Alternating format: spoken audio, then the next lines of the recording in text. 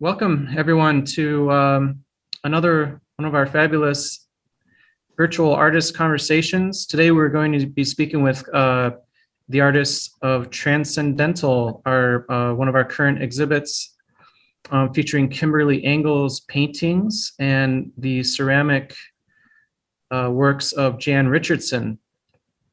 Just a few reminders before we get started.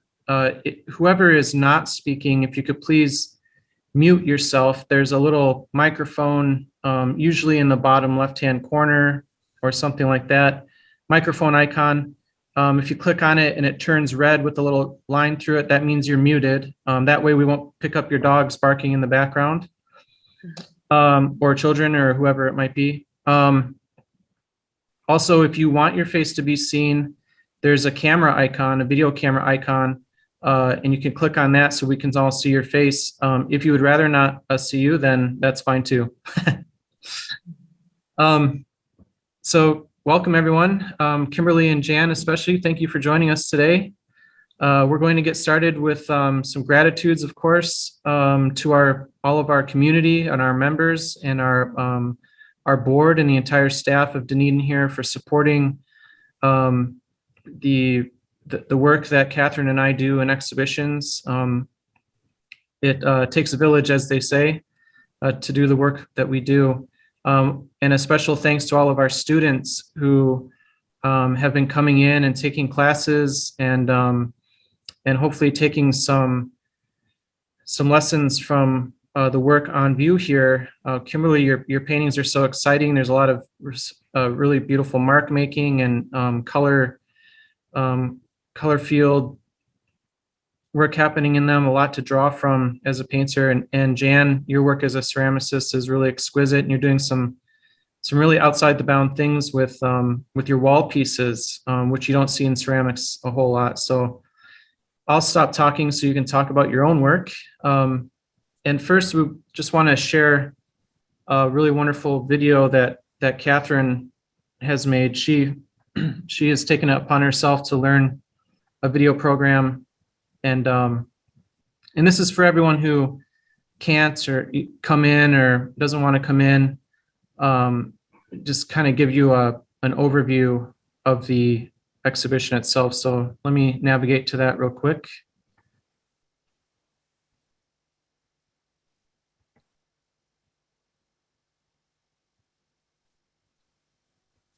So by the way, we put all of these videos on our Facebook page, the Dunedin Fine Arts Center Facebook page under videos.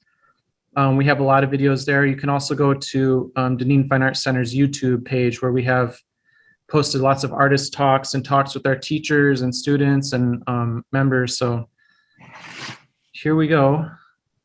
Just a nice walk through the exhibition before we talk about the works.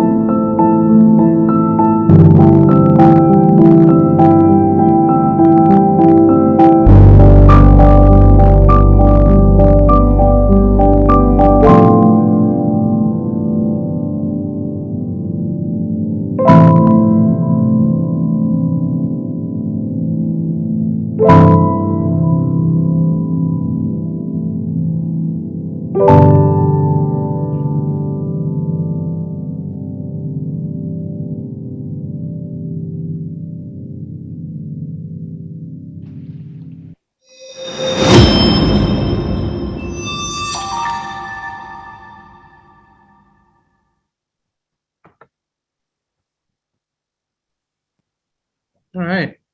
Hope that gives everybody a good idea about the exhibition. It's a really beautiful one. We'll go into our presentation here now. Catherine, take it away. All right. Welcome, everyone.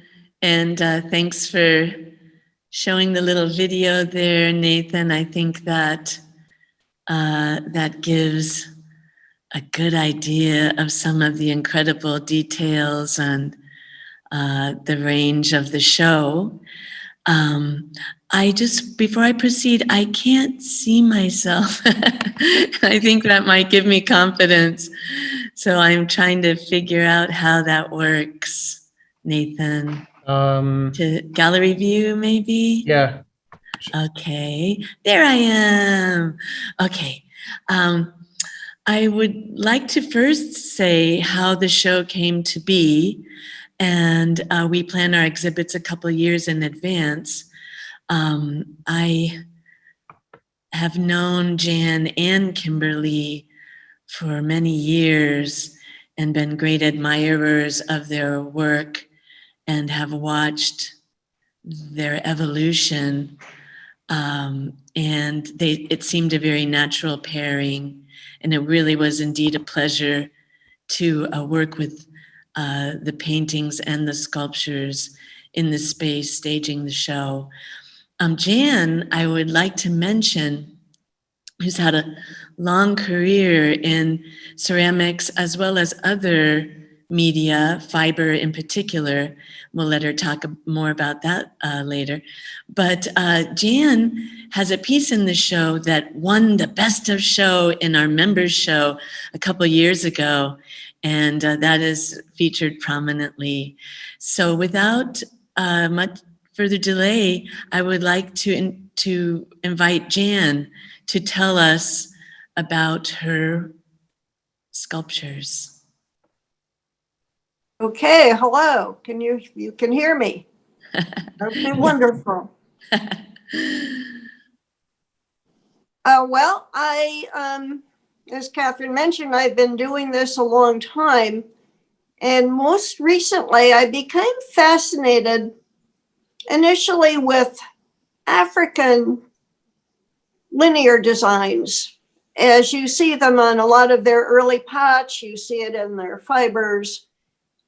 And at the same time, I was interested in warrior boats. I'd been to China. I had studied a lot of boats from various cultures. And in China, I spent most of my time in the big museum in Beijing, lurking around the ancient pieces. And they had some ancient boats that were pretty cool. So I started combining. I made boats that didn't have interesting linear designs. And then I started doing this. And as you can see on this piece, this is the piece that won Best in Show. This coloration is the result of a wood-fired kiln that we have at the Moorian Center for Clay. It's quite huge and fascinating, and everyone should come see it.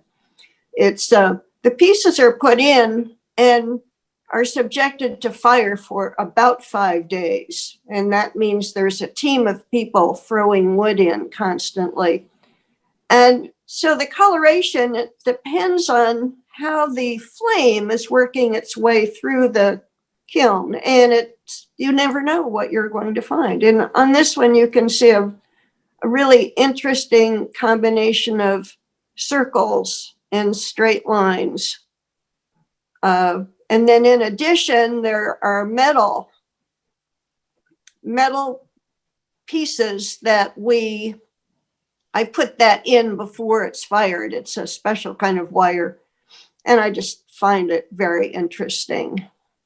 The piece also has designs on the inside and the underneath. I'm fascinated too by the early Japanese pieces that would have designs in places you wouldn't expect them. And so I usually do that. Probably no one ever sees them, but I do. And that's important to me.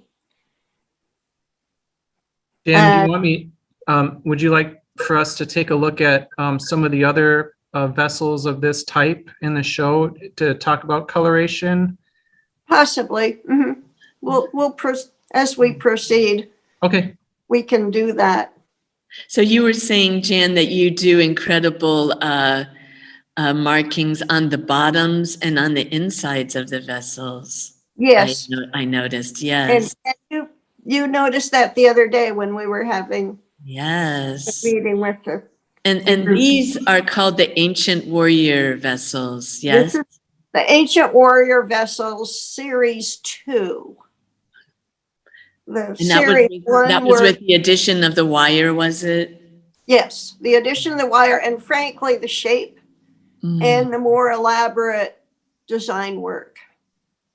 And I'm still knee deep in series 2. It's really fun. I believe most of the pieces in the exhibit are the series 2 pieces.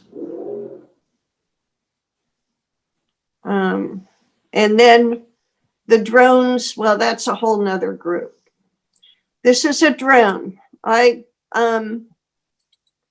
was making a lot of tabletop pieces and something evolved and I decided it was time to make some wall pieces.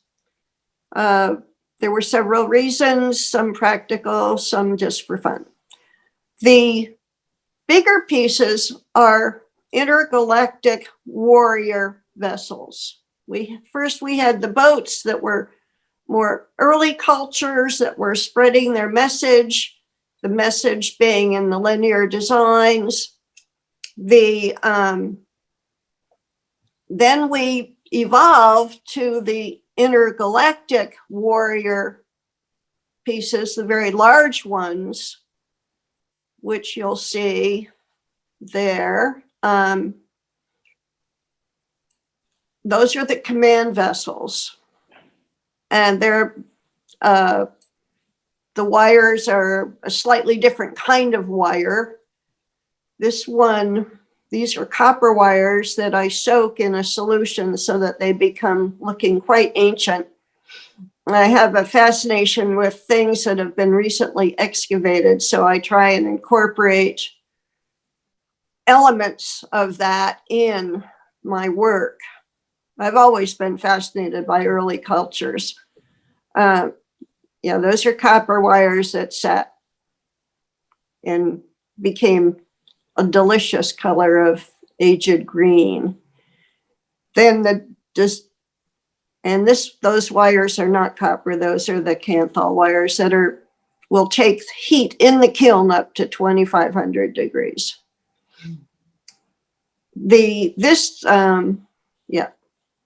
Yet another. The device in the center of the top piece is a piece of copper.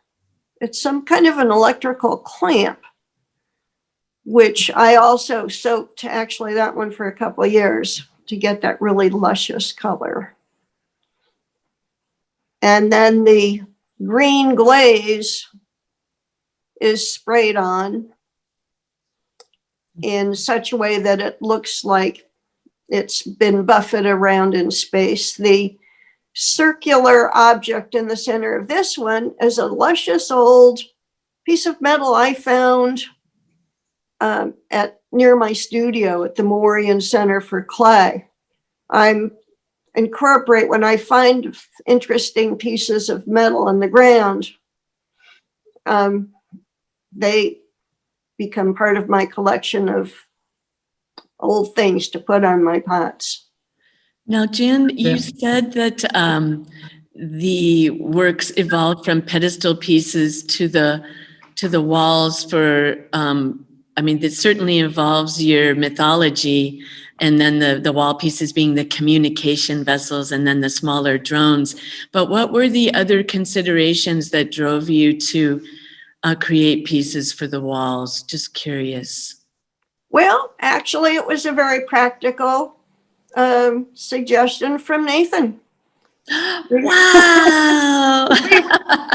A show at well done, Nathan. an art center, and the discussion they didn't have pedestals, I believe. Oh. And so we did that. And that's pretty Yeah, funny. it worked out really well, Jan. It worked out really well. Thank you.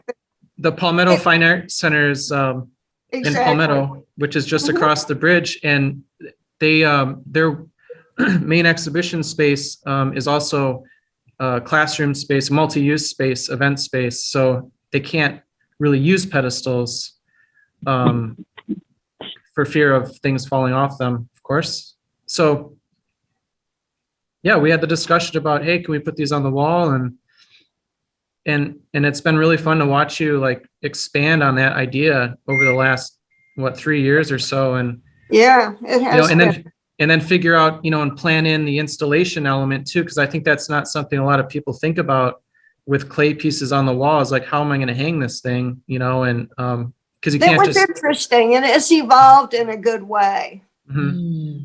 I wanted to ask you, Jan, a question about the elements that you find, and then you save for a couple of years and put them in, whatever kind of chemical baths. Because so many artists, myself included, are very kind of in the now, when we're making things. And I can't say that I would necessarily have the foresight to save a little object for years, thinking that I might or might not use it down the road. So how You're not like the rest of us, Nathan. That's a lot of patience, though. That's a lot of patience, Jan, is what I'm saying. How do you know that? How do you know you're going to use something in the future, or you don't? I don't know. I just am. I like them. Well, at the train station, where we park, there aren't very many left because I've probably picked most of them up. But there are funny round things like that one object that was in one of the earlier pieces we looked at, and rusty old lug nuts.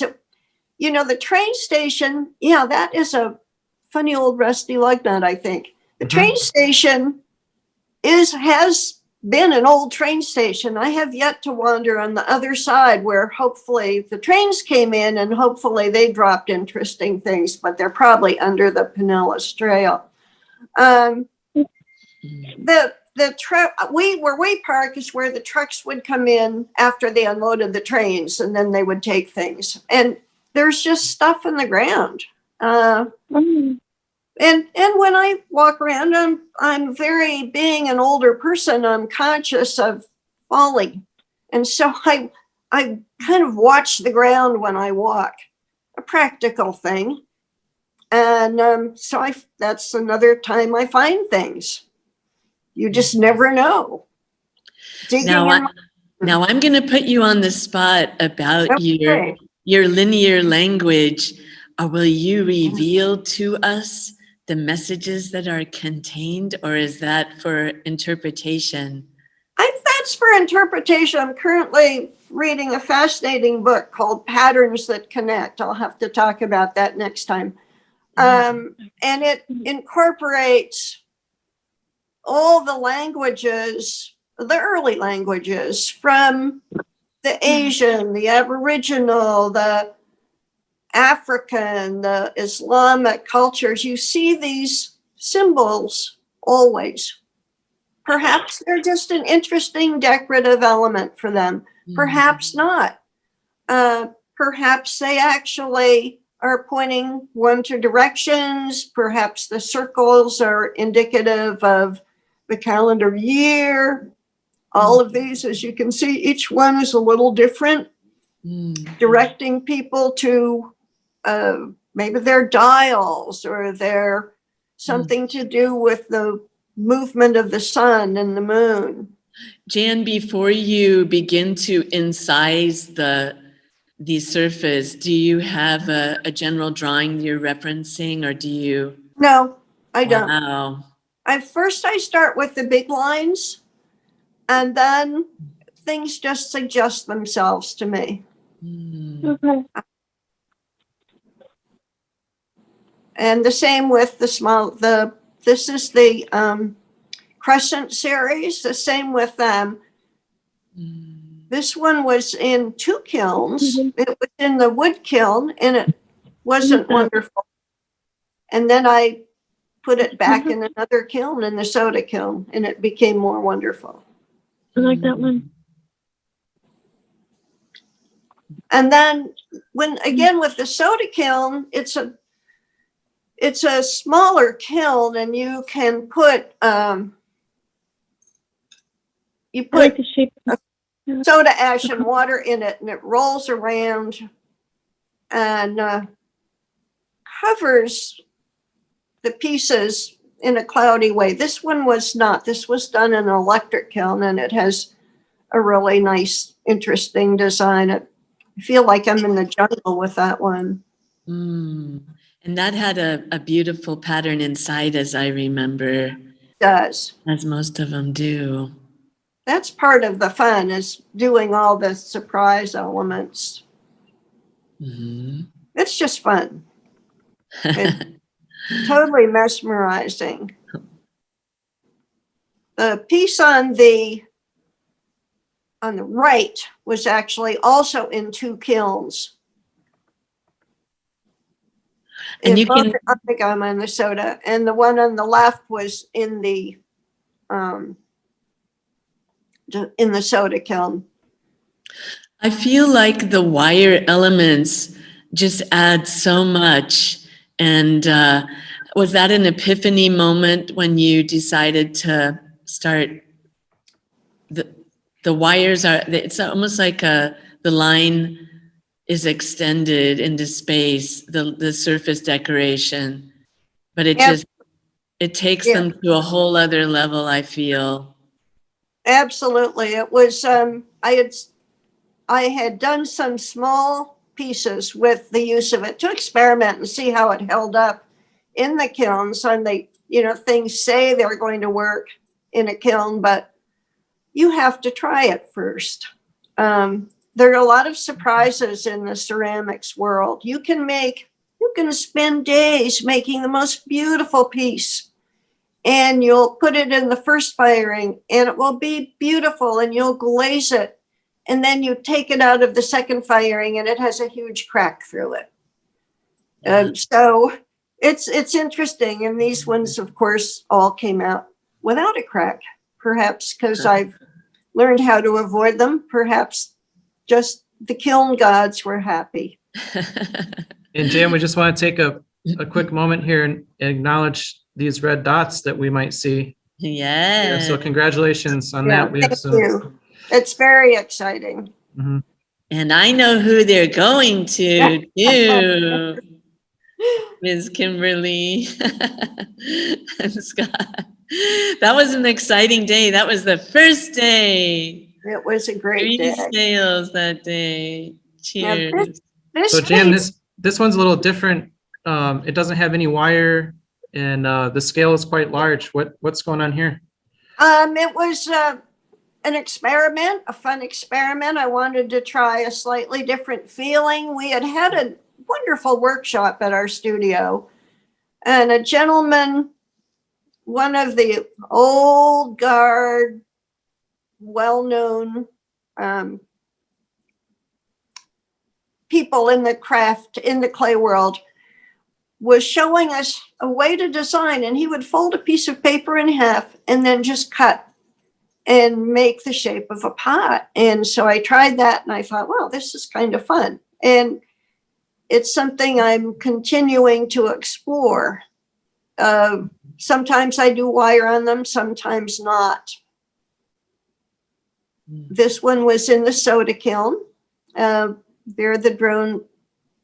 You can see the way the flame patterns on the piece where it's oranger. That is the effect of the soda, where it gets very gray or it gets a really hard gray line. There's one on the left-hand side on the edge that's called carbon trapping. And that's something that seems to mostly happen in the soda kiln. And these This is drone series. This is a glaze called Ancient Bronze. And I used these are old rusty lug nuts and then some copper finished little communication knobs. These drones are sending messages in and out of the communication vessels. And when you look at a lot of the drones and the small pieces, you will see round things. And so in my imagination, those are portals for information to pass in and out. I see breasts. I see nipples. I do too. Yeah. And you know what I also love is how your works definitely have an ancient reference, but the language you use is futuristic and and they are also extremely contemporary at the same time as having that sort of link to the past and the future. And the future, and how we are all alike. Yes. In the past, and in the future, and now. We all basically speak a common language. The little speckles in the gray one are, I embedded sand, pool filter sand in the clay as I was making it. And they're very interesting. Jan, when you're carving on the surface, it's on a semi-hardened form, is that right? Yes. Yeah, the clay. So it's a delicate process to draw on them. I mean, they can get damaged in the drawing process, I would imagine, before they're fired. Absolutely. The clay is soft. It's a form called leather hard, or a stage in the development. When clay first comes out of mixing the clay, it's pretty floppy, like early dough.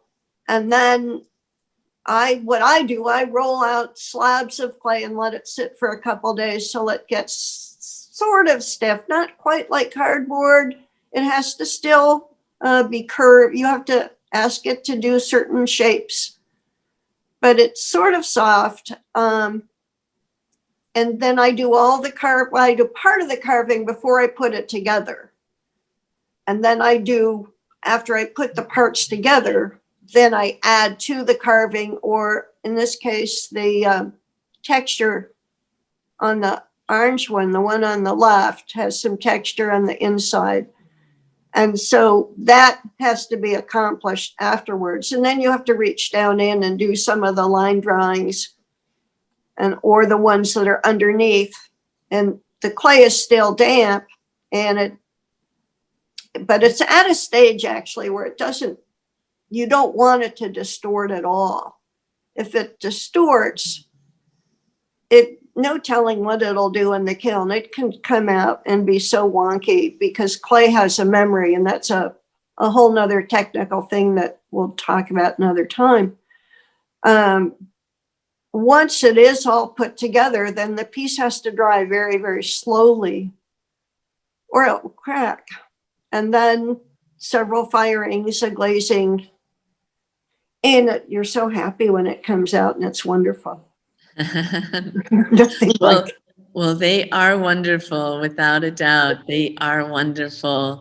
Now, if I'm correct, Nathan, at the end, we're going to have everybody have a chance, or right now they can be writing in questions that we'll address at the end. If anyone has questions, feel free to unmute yourself and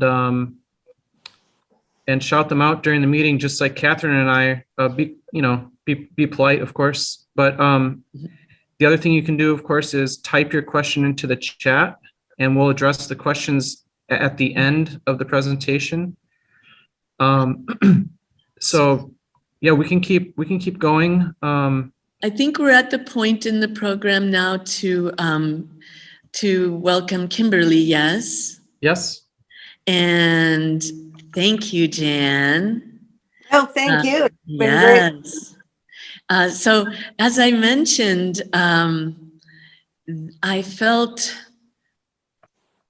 in pairing Kimberly and Jan's works that there was an affinity that I couldn't quite put my finger on, but I could see them in the gallery together and how they might, and the aim is always to show works that enhance one another or might have another level of communication when they're shown together. Kimberly, I have known for probably a decade, I think, Kimberly, and we met here at the Art Center, and I always knew that her artistry, it always carried a very fresh contemporary energy, and in knowing her, I had a strong sense of the thought that went into the thought or the unthought that went into her creating. But I mean, she is very well read and very well studied, having gone to the Cincinnati Institute of the Arts. Is that right, Kimberly? Oh, we got to unmute you. Yes. Hello, everybody. The Cleveland Institute. Cleveland, yes, Cleveland Yes. Institute of Art. Yes, and so you've had a long career of devotion to the arts. I know we almost lost you to another career path, but I'm so thankful that you had an epiphany that you are an artist and you were always an artist. And she came back with total vim and vigor and devotion to her practice. And many of the works in the gallery I know were created over the last year and a half. And I am going to now turn it over to you, Kimberly, to tell us about your beautiful work. Thank you. I got a little emotional watching that video that you created. It's like I really saw the work, Jan's work, my work, as if I wasn't the creator. I mean, it choked me up a little bit. It could be this twice removed, how we are right now on, in Zoom land.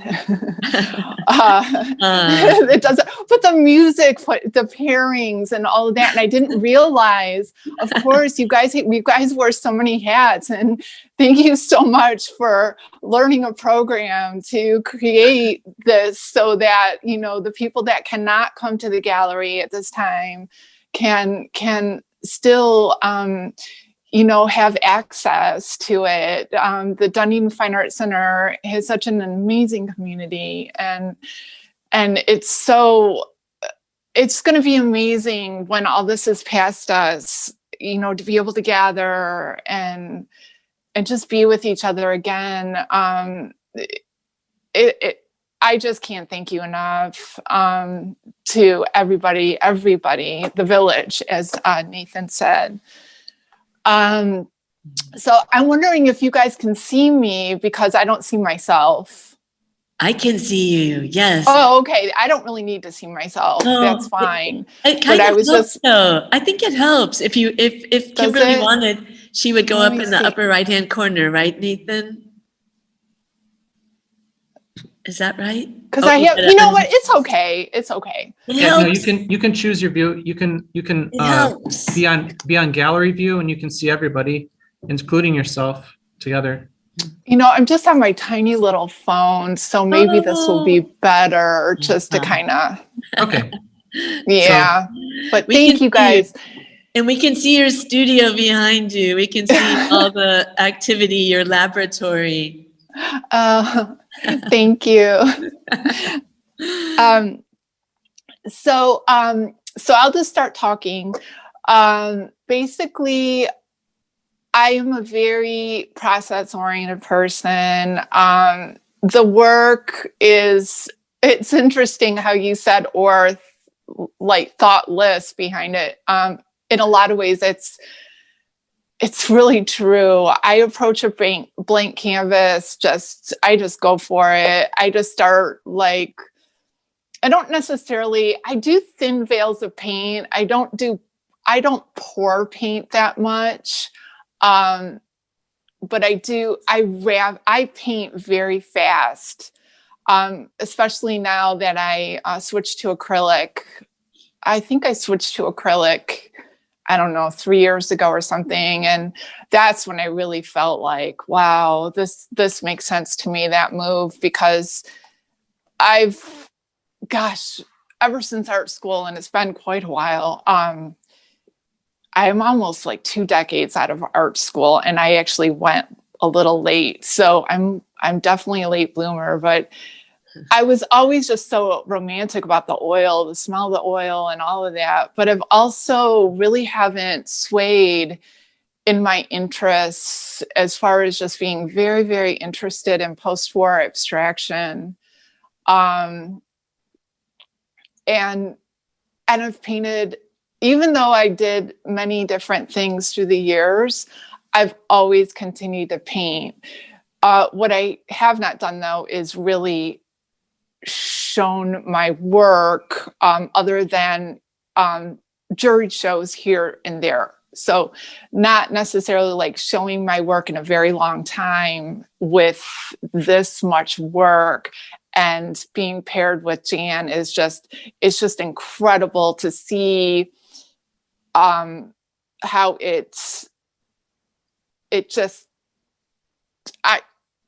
I'm speechless. Anyway, if you could help rein me back in, I'm a little scattered today. So I was talking about the process. So I don't start a series of work like, okay, I'm going to do a painting about this. And sometimes I think to myself, well, I'm going to do a series of paintings and I'm going to try to stick within this color palette.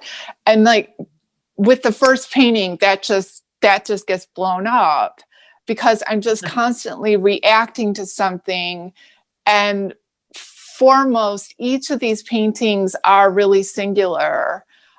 It's through working an awful lot and really editing some of the ones that don't really work out well, that there becomes like some sort of cohesion. There's water. I do want to mention that maybe it's just my monitor, and that's why I encourage everybody to come in person, is the colors are really not as vivid coming across my monitor as they are in actuality. So I just wanted to interject that. It looks like it was a strong light that kind of bleached out somehow in the translation, but I want everybody to come in and see these things in person and encounter them in the physical. So, but go ahead. Yeah, it's, that just happens. There's nothing like viewing anything, a work of art in person, as opposed to, like 2 times removed. And with these, there's a lot of subtlety and just, I'm really interested in color, and in particular, the interaction of color. And that's really coming from a history of learning Joseph Elber's interaction of color theory and doing all those exercises, which, by the way, I hated when I was in school. I had such a chip on my shoulder back in school. But now you have that color, that it's not quite like a Pantone chart, but you have color that you chips or flashcards, so to speak, that you work with. Oh, is that right? You know, I No? don't really, I reference it when I talk about Elvers, like the color aid. I don't really Color aid. necessarily use it. Well, I mean, I have it in my studio and I play with it, but those are very opaque colors. But what I do is tear up a lot of my paintings that don't work out. So they're just the way I paint. And then I kind of use those to, if I'm working on a painting, I'm stuck on, I'm like, where is this color going or this transparency? I kind of use like my own recycled work to kind of just, it's like I'm referencing myself. It's so interesting. It's, you know, it's like I'm really to the point where there's so much going on in my studio, and I've longed so much to paint when I was doing other things that I really am self-referential, and I'm thankful for that. I'm really energized right now, and I love still looking at a lot of artists I admire through art history. You know, and there's some contemporary artists that I also admire because I'm really interested in the lineage, of course. But you know, my work definitely referenced the landscape. When I start out, I always start out thinking I'm going to do these abstract paintings, and then boom, there's that horizon line just starts getting in there. And you know, before I moved very close to the Gulf of Mexico, I used to live on a house overlooking Lake Erie for nearly like quite a number of years, and then from there, you know, around Little Italy and Cleveland. So that's really had a profound impact on me. I mean, I would wake up and look out the window and there was the horizon line. And in a lot of ways, I don't know if this will make any sense, but just looking out at the horizon line, to me, it was almost like a stage. Like there's this, you know, I see that when I'm creating a painting. Like I like this sort of elusive, because that's how it is in life, you know, this elusive horizon line, and you're trying to look at it, and then as soon as you think you have it, there's like some kind of glare or atmospheric element, and then everything shifts and color shift, and everything's always shifting so fast. And also with a lot of these paintings, there's this feeling of like they're really some, like the one on the right that I'm viewing right now, that one's called Shore. And it's so funny because I do a painting almost every year and title it Shore. Because I figure like at least I can categorize it. It's like in a lot of ways, like all these paintings could be called Shore. and yet the shore is disappearing. I mean, there's this feeling of groundlessness, and then you can like kind of go back and think about like in an outward sense, like how the environment, how the oceans are rising, and this sense of uncertainty that we all feel.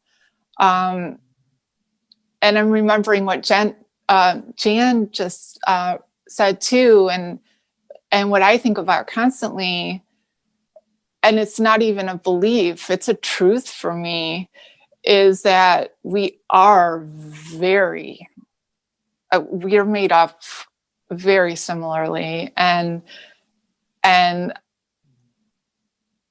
an intuitive painter. I believe emotions are kind of like a map for you to kind of, like, in an individual way, to kind of gauge the world, and there's beauty in that. There's this push and pull, I think, ultimately in my work, where there's all I can speak for really is my own self. And I just had an immense amount of opportunity this year to really delve inward. And I do a lot of stream of consciousness writing, not every morning, but nearly every morning. And I think about and just, I really just feel things, and I guess these are just kind of translations on a two-dimensional space, nothing new, but it's just, any one of these paintings aren't necessarily about one thing, because even though sometimes they seem very spontaneous, a lot of times they're just layers, and they're thin layers, but sometimes they get completely covered up and turn into something else. And I'm basically just responding to whatever I did in the studio, on a previous day. Like, I look at it formally, like compositionally, or how, I can even reference my own statement I wrote. It's like somewhat like putting a puzzle together, but I didn't write this, but not really. It's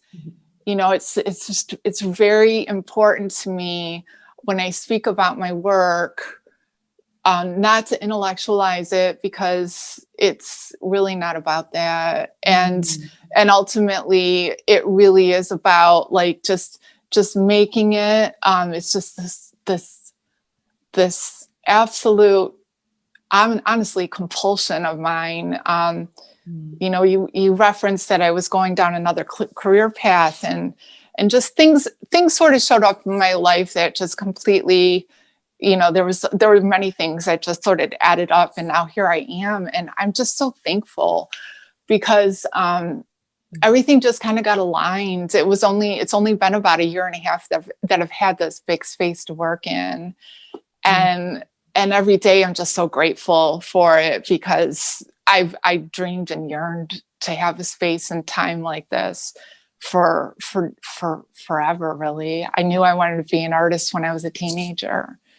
Yeah. So you know what, it really is. When I don't paint, I don't behave well. I gotta tell, and now I know that about myself. So it's a need. It's a real need.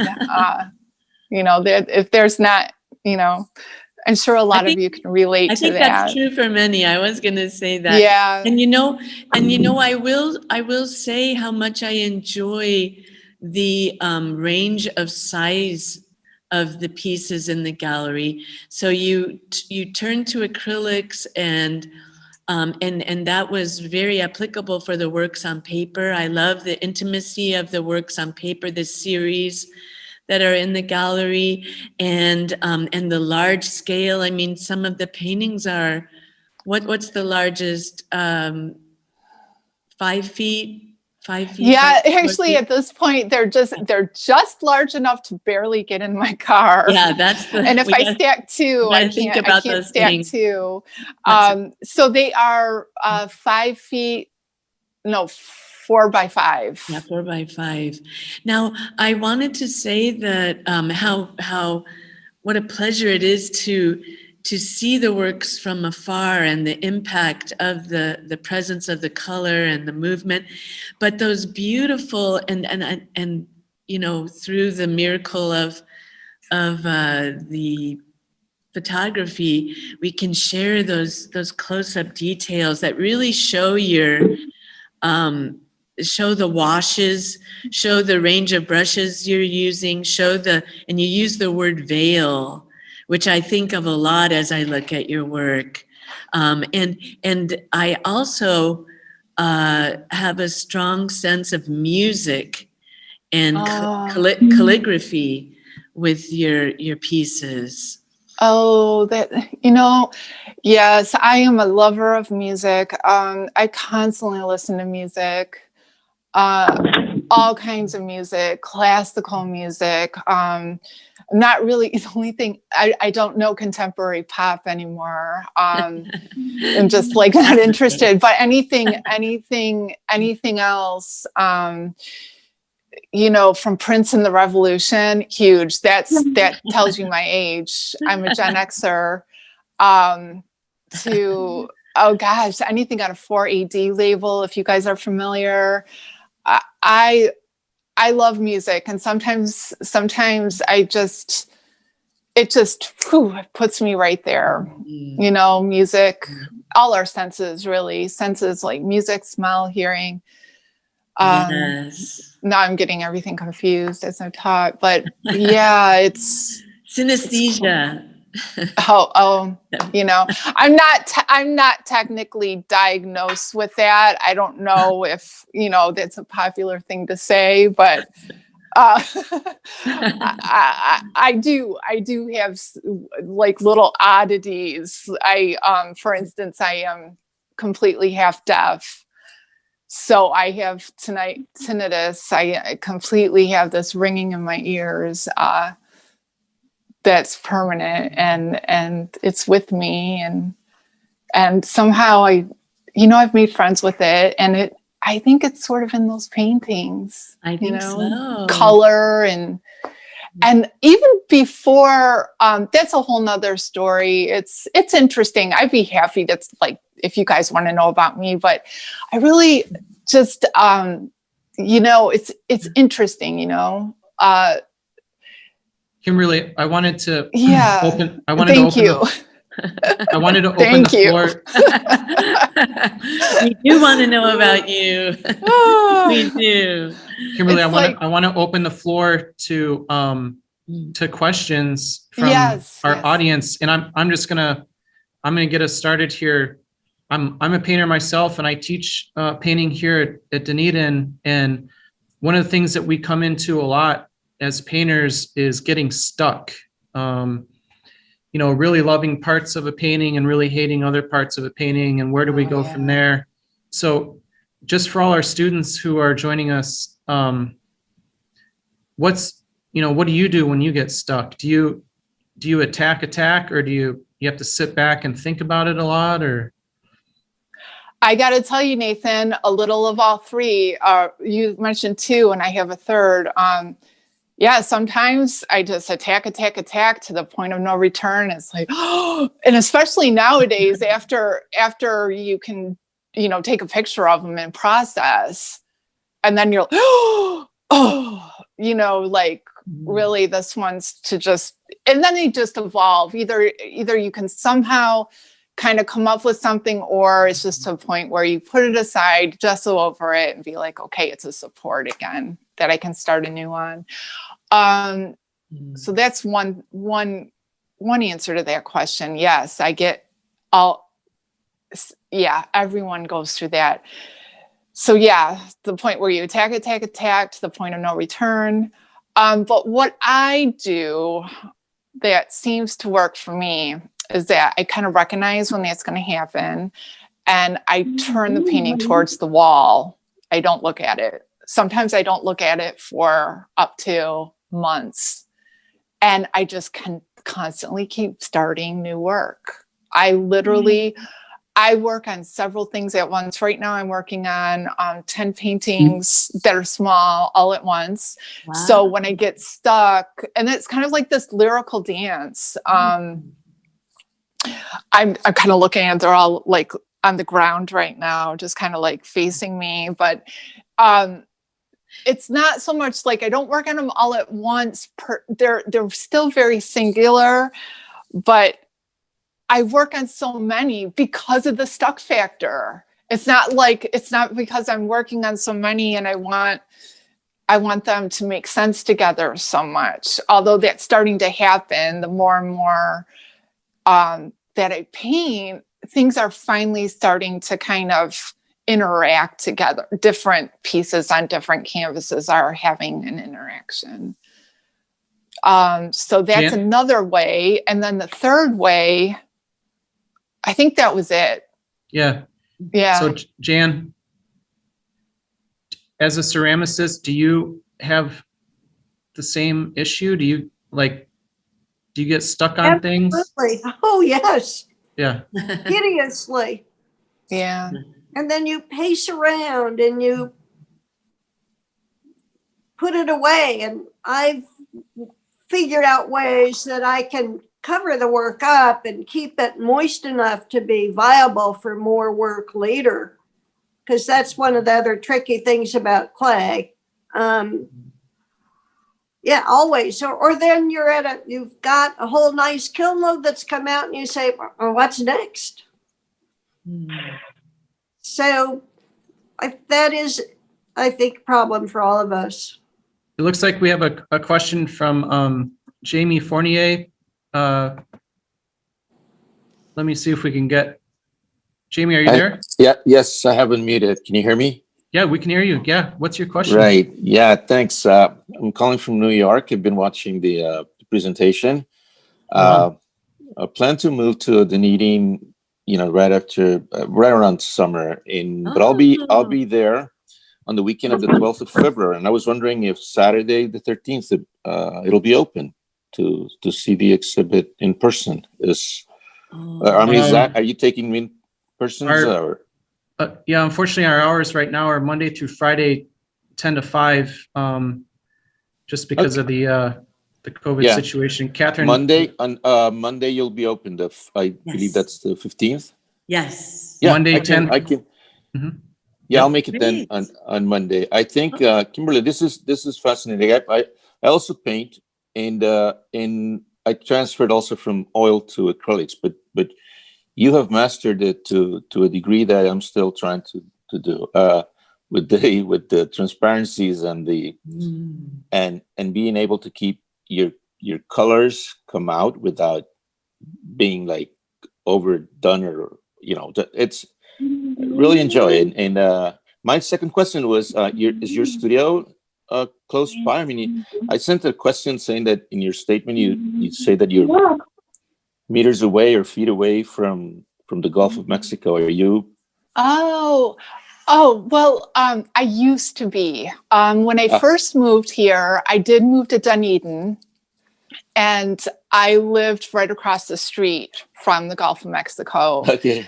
And it was only, I think, a year and a half where we moved to northern Clearwater, still in Pinellas County. Mm-hmm. The Dunedin Fine Arts Center is still 10 minutes away from me. But I lived in an area, anyway, maybe after the call, somehow we can exchange information, or you can email me. Sure. Find my contact info. Because I would love to meet with you if you're looking for, I can even help show you around if you want. But I lived in a place where there were little pocket parks reserved, this little neighborhood in Dunedin, and the sun, the effects of the water was incredible. At that point, I painted in my garage. So Kimberly, yeah. Your website is KimberlyEngel.com. Yeah, it's pretty straightforward. Yeah. Okay. And Jan, you are launching your new website today. Is that right? Yes, it's there. Okay. Nice. Jan How Richardson. exciting. Jan How nice. Richardson, ceramist.com. Correct. Yes. Mm-hmm. Yeah, Jan, I got to sign up, but I want to say, Jan, that I think Catherine's appraisal of being in the past and the future at the same time is really right on. When I saw your pieces, I couldn't tell. I said this artist is either from another planet and Great. I love it. showing as something new, but the tendency is to relate it to old artifacts, and like how far can you go back, or if you've been to pre-Columbian or any other parts of the world, in Indonesia or stuff, but it didn't look like anything I had seen before, and very refreshing too. So I really appreciate it, and just the fact that they're gonna be real artists when I moved Next Oh, summer I is really know. that's encouraging. great. We will welcome you with open arms, Jamie. Oh yes, hoping to And meet you. amazing. I gotta go to another webinar and on. Yeah. This is on project management. I'm also an architect, so I gotta do this. But Okay. I just had to spend the time, and I hope to meet you all. Thank in you. I person look So forward to sometime. it, Jamie. Thank you. Great, Jamie. Thank you. Bye bye. Bye. Are there any other questions out Yes. there? Yes, there is. Okay, what's your name? Betty Bossell. And Betty. hello. her pieces are so large. Does she work flat, or do you work on an easel, or do you work flat on those pieces? I actually work on the wall. So I screw this thing in the wall, and then I just hang the painting on the wall. Every once in a while I'll put them on the floor and kind of push paint around, but mostly it's really fast brush work Okay. right on the wall. Now they're very gestural. Yes. Thank you. They're beautiful. Absolutely. The colors are gorgeous. Thank you so I much. saw the show last week. The colors are just vibrant. Oh, Oh. great, Betty. Yes. Thank you very much. Thank Betty. you. Anyone else?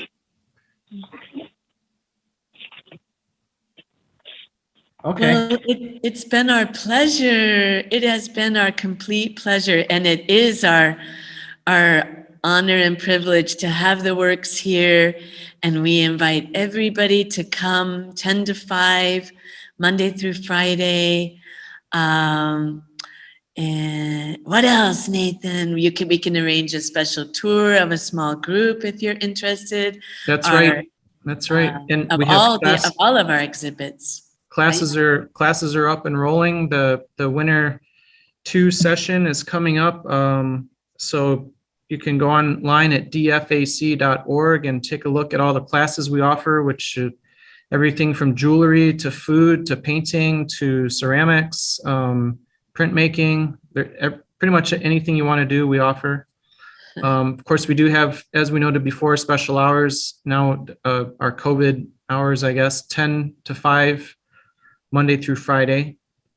And then, as Catherine mentioned, we offer special tours that we're calling Enriched Curator tours. These are for groups between 5 and 8 people, 8 maximum, due to CDC guidelines about how many people per room. But these are really fun. We can do 1 a week, so you have to contact us at least a week in advance. The reason being is that we have to contact all the artists in the shows and see if they're available to come in person or speak to us via Zoom, live on Zoom while the tour is happening. So either way, you get to engage with the artists directly right in front of their work. So it's a really safe way to engage artwork in person again. Just like, what Kimberly was saying is there kind of isn't much of a substitute for seeing something in real life, but we're doing our best. Yeah, you guys are doing great. It's wonderful. It's so exciting to see this on Zoom and the YouTube that will be coming up. Yes, we'll have this recorded that you can share with friends. That's right. After today. Thank you, Jan. Thank you, Kimberly. Thank you. Thank you. Thank you, everyone. Have a great day. Thank you, you too. Bye. Have Take fun. care.